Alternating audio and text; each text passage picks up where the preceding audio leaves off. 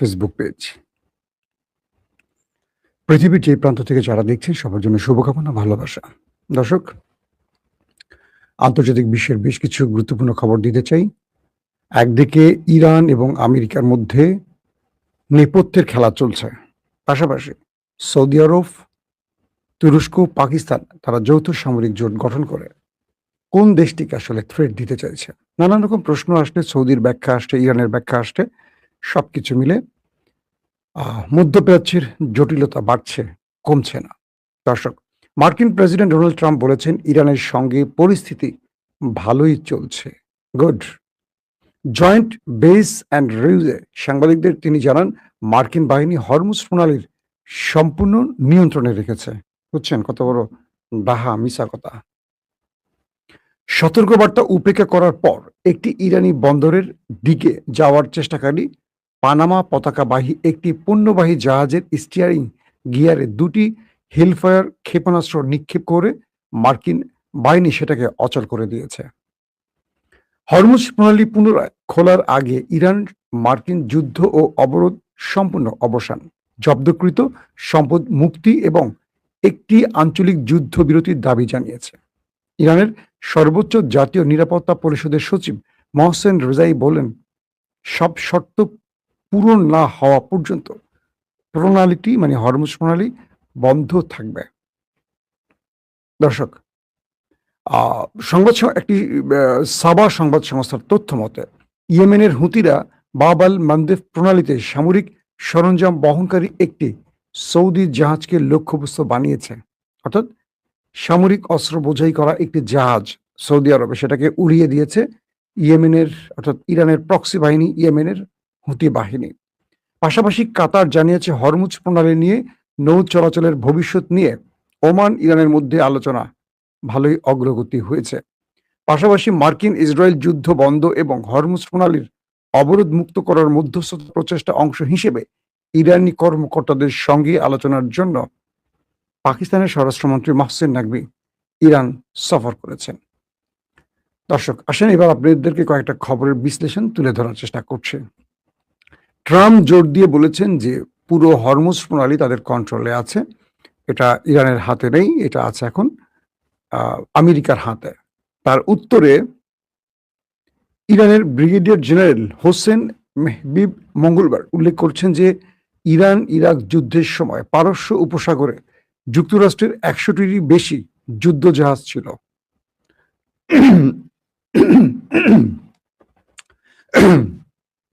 অর্থাৎ আমেরিকা যখন বলছিল যে তারা পুরো হরমুজ কন্ট্রোলে রেখেছে এবং নেপথ্যে ইরানের বিরুদ্ধে একটা বড় যুদ্ধের জন্য প্রস্তুতি নিচ্ছিল আমেরিকা, তখন ইরান বলছে যে পারস্য উপসাগরে যুক্তরাষ্ট্রের প্রায় 100টিরও বেশি যুদ্ধ জাহাজ ছিল এবং 40 দিনের যুদ্ধ শেষ আগে এবং এই অঞ্চলে 30 থেকে 40টি যুদ্ধ জাহাজ ছিল।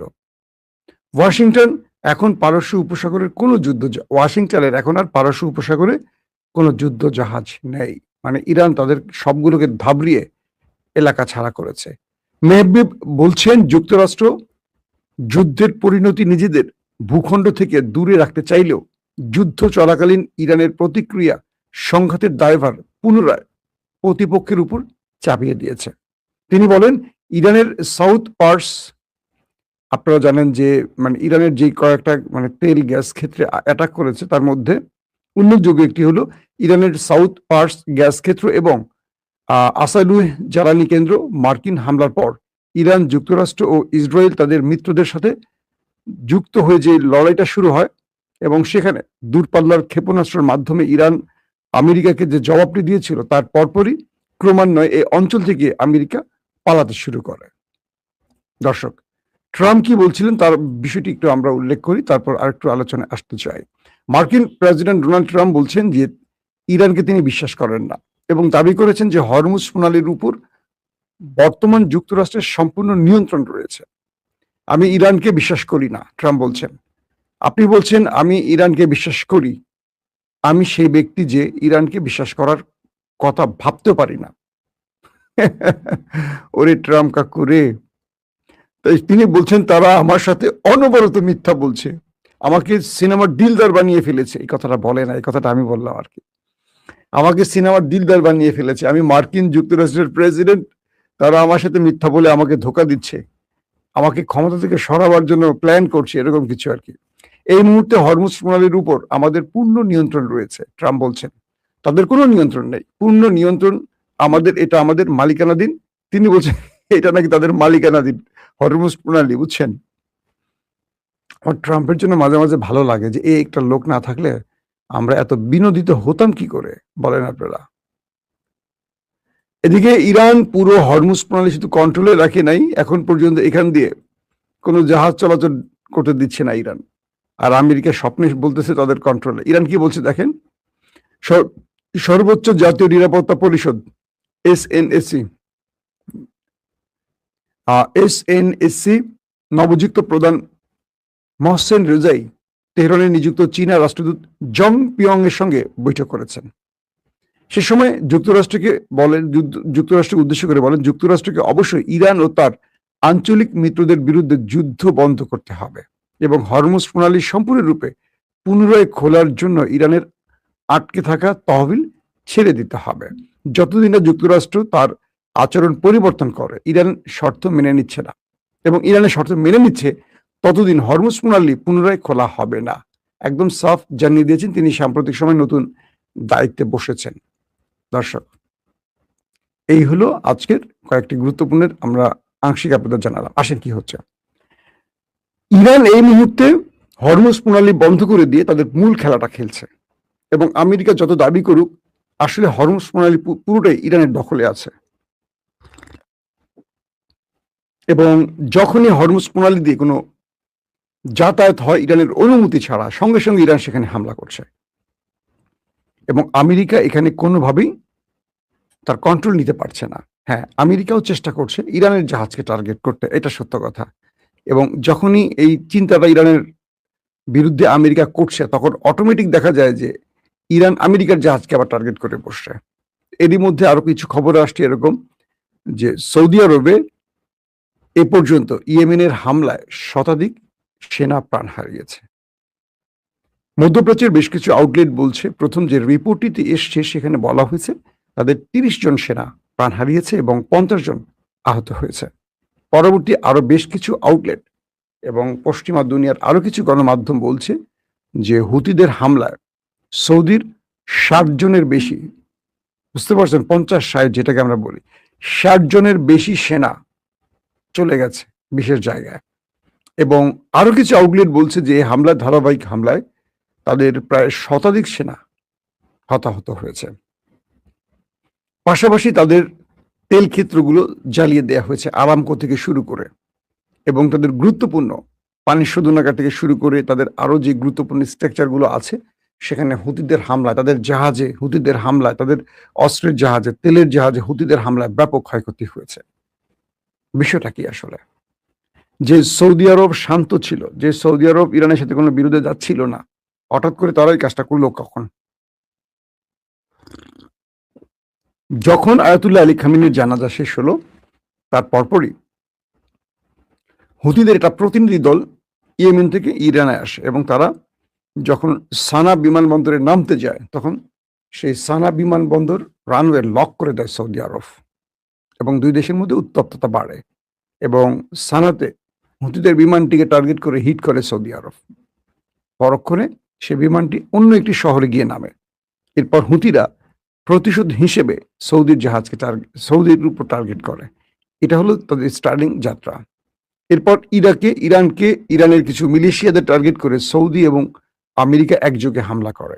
এর উত্তরেই ইরান পাল্টা জবাব না দিলে তার প্রক্সি হুতিদের দিয়ে সৌদিকে মোটামুটি নাচিয়ে তুলেছে। সৌদি আরব এখন হুতি বা ইরানের ভয় বলা যায়, তারা আমেরিকার বলয় থেকে বেরিয়ে এমন একটি বলয় চুজ করছে, অর্থাৎ মুসলিম ব্লক। কারণ আমেরিকা ব্লকে যখন ইরান হামলা করে, বিশ্ব এটাকে অ্যাপ্রিসিয়েট করে, তাই তারা পাকিস্তান বা তুরস্কের মতো দুটো শক্তিশালী দেশকে তাদের পাশে আনছে। এই ইস্যুটি আমাকে অনেকে প্রশ্ন করেছেন, এটা নিয়ে আমি আজকে বা কালকে আমাদের তুরস্কের কি বলে টিআরটি ওয়ার্ল্ডের সাংবাদিক ওয়ালিদ বিন সিরাজের সাথে একটা লাইভ করবো। আমি মাঝখানে একটু সফরে ছিলাম, ৩-৪ দিন কোনো ভিডিও দিতে পারিনি। অলিদ ভাইয়ের সাথে আমার টেলিফোনে বারবারই কথা হচ্ছিল। দুজনের টাইম সেট করেও আমি আসলে সময় দিতে পারিনি। তো আমি আবার কালকে আরেকটা জরুরি কাজে বের হব। চেষ্টা করব ওই সফর সময়টার মধ্যেই আপনাকে আপডেট সংক্ষিপ্ত হলেও খবরগুলো পৌঁছে দেওয়ার জন্য। কারণ আপনারা মুখিয়ে থাকেন খবরের জন্য। আমাকে অনেকেই কমেন্ট করেন এরকম যে, "মাসুম ভাই আপনার জন্য খুব টেনশন হচ্ছিল। দোয়া করছিলাম, নামাজ পড়ে দোয়া করছিলাম।" আমার না মানে এই কথাগুলো এই কমেন্টগুলো যখন পড়ি আমার চোখ ভিজে যায় যে মানুষ মানুষকে ভালোবাসে এভাবে। এই পৃথিবীতে নিঃস্বার্থ ভালোবাসা পাওয়ার মানে সবার সৌভাগ্য হয় না। আমি কালকে থেকে আমি অনেকগুলো কমেন্ট পড়েছিলাম। মাসুম ভাই আপনাকে ২ দিন পাচ্ছি না, ৩ দিন পাচ্ছি না, ৪ দিন আমাদের টেনশন বাড়ছিল। আমরা দোয়া করছিলাম আপনার জন্য। আসলে আমার আর কিছু লাগবে না। আপনাদের কাছ থেকে যে ভালোবাসা পেয়েছি, সবচেয়ে মূল্যবান জিনিস হলো দোয়া। এই দোয়াটা সবার ভাগ্যে জোটে না।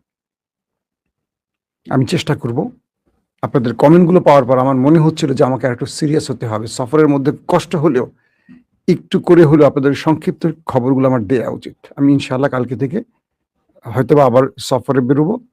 আমি আপনাদেরকে আবারও আপডেট খবর দেওয়ার চেষ্টা করব। প্রতি মুহূর্তে যে খবরগুলো আসবে আমি দেব, সংক্ষিপ্ত হলেও দেব। হয়তো শুনতে বুঝতে একটু কষ্ট হবে আপনাদের। আমি কখনো গাড়িতে থাকবো, কখনো হোটেলে থাকবো। এজন্য বললাম। তো এই মুহূর্তে ইরান এবং আমেরিকার মধ্যে যে মূল খেলাটা, পাকিস্তানের স্বরাষ্ট্রমন্ত্রী এসছেন, ইরানের সাথে কথা বলেছেন। ওমান ইরানের মধ্যে আলোচনা চলছে, কাতার যেটা বলছে। এই মুহূর্তে ইরান তাদের ৪ টা শর্ত তুলে দিয়েছে আমেরিকাকে। যেটা আমি লাইভে শুরুতেই বলেছি আপনাদের। এই শর্তগুলো যদি আমেরিকা মেনে নেয়, তাহলে চুক্তিটা আবার হবে, হরমুজ খুলে দেবে। ইরানের সাফ কথা, আমাদের এই যে লাস্ট ৪ টা শর্ত আছে, যদি ৪ টা শর্ত আমেরিকা না মানে, হরমুজ আর কখনো খোলা হবে না। আমেরিকা যা করে করুক, হরমুজ বন্ধ। আর আমেরিকা যদি শর্ত মেনে নেয়, এখনই হরমুজ খুলে দেয়া হবে। তো এখন পর্দার আড়ালে ট্রাম্পের বক্তব্য অনুসারে যেটা বুঝলাম, ট্রাম্প নিজেই বলছেন ইরানের সাথে আমাদের আলোচনা ভালোই চলছে। যদিও আমি ইরানকে বিশ্বাস করি না। এটা হচ্ছে মার্কিন প্রেসিডেন্ট ডোনাল্ড ট্রাম্পের বক্তব্য। বিশ্বাস না করলেও আলোচনা চলছে। তো আশা রাখি একটা ভালো রেজাল্ট আসবে। দর্শক, আহ আমি চাইবো নেক্সট ভিডিওতে দুপুরের যে বা বিকেলে আরেকটা ভিডিও লাইভ করতে, সেখানে বাংলাদেশের ইস্যুগুলো নিয়ে আসবো। যারা বাংলাদেশের খবর জানতে চান তাদেরকে অগ্রিম বলে রাখলাম। আজকে বিকেল নাগাদ আমি আরেকটা লাইভে আসার চেষ্টা করব। সেখানে বাংলাদেশের প্রসঙ্গ আমি রাখবো। তো এখনকার মতো বিদায় নিতে